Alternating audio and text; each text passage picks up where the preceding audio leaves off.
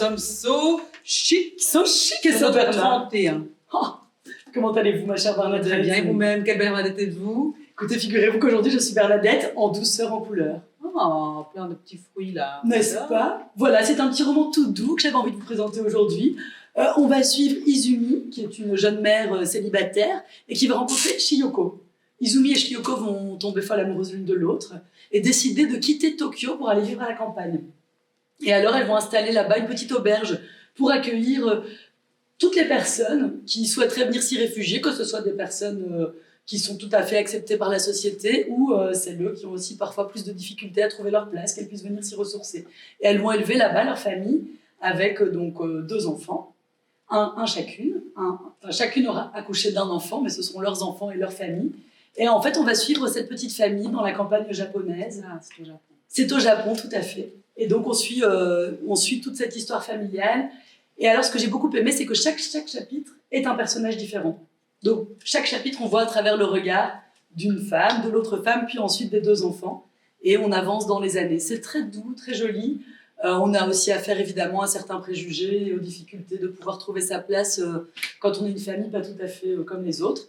Et en même temps, beaucoup de douceur, de tolérance et de joie de vivre et d'amour familial. Eh bien, ça me met l'eau à la bouche. Voilà, si vous le voulez bien, je vais vous lire un petit extrait. Je veux.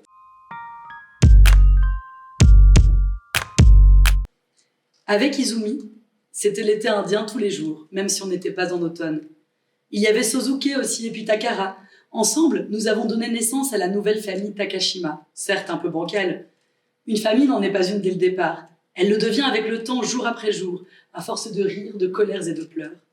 Du coup, si on néglige cet effort, malgré les liens du sang, la famille se disloque, se désintègre, comme celle où je suis née et où j'ai grandi.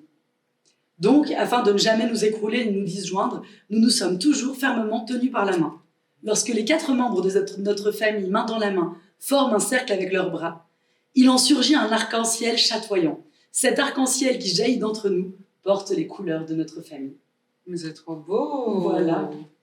On a envie de faire partie de cette famille. N'est-ce Ou de pas? se construire sa propre famille aux couleurs arc-en-ciel. Aux couleurs arc-en-ciel, exactement. Formidable.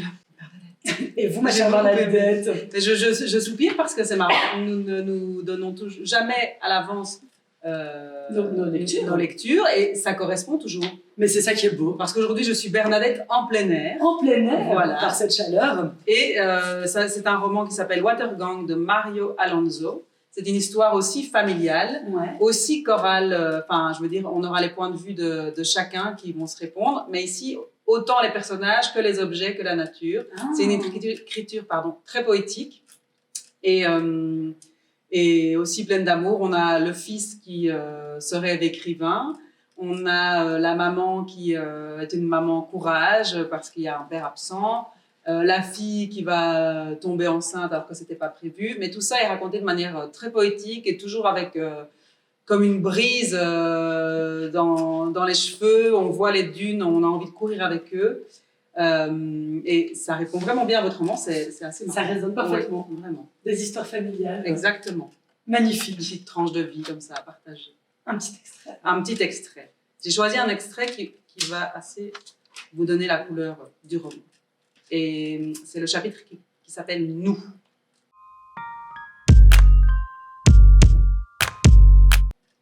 Nous sommes les enfants du Watergang. Nous ne cherchons pas à entrer dans l'histoire. Nous l'écrivons. Ou plutôt, l'un d'entre nous l'écrit pour nous. Nous sommes les lucioles au-dessus des canaux qui quadrillent les polders. Voilà comment nous sommes. Nous sommes le climat d'ici, la jeunesse d'ici. Nous sommes tout ce que vous lirez. Personne ne peut savoir mieux que nous. Nous sommes les mots et ce qui a fait naître les mots. Nous sommes le monde des marais. Les écrivains nous chassent avec des épuisettes et nous épinglent sous verre. Nous sommes une part d'eux-mêmes. Nous sommes la mer qui sans cesse se quitte et revient. Nous sommes cet endroit où l'on peut courir. Nous sommes Middelbourg, la ville de tous les temps. Nous sommes son relief, la découpe supérieure de ses lettres, faite de tours et de donjons. Nous sommes son avenir et ses souvenirs. Nous sommes tout ce qu'elle a et tout ce qui lui manque. Nous sommes des prénoms qui répondent présent. Nous sommes la jeunesse éternelle, celle qui n'a jamais assez d'espace. Nous sommes sans commencement ni achèvement. Nous sommes ce que l'on voit et ce que l'on ne voit pas. Nous seuls. Très poétique. Oui, vraiment, on a envie d'annoter chaque page, Ouais. à chaque fois des phrases très très belles qu'on reçoit en pleine lecture. J'aime beaucoup. Eh bien, je vais lire le vôtre. Et je vais lire le vôtre. Je ma m'en chère vais à la Bernadette. campagne, Bernadette. Et je m'en vais en plein air. Eh bien, enlevons nos vestes et allons gambader dans les hautes herbes. Allons gambader dans les hautes herbes, ma chère Bernadette. Au À bientôt, revoir, au revoir. Bernadette, au revoir.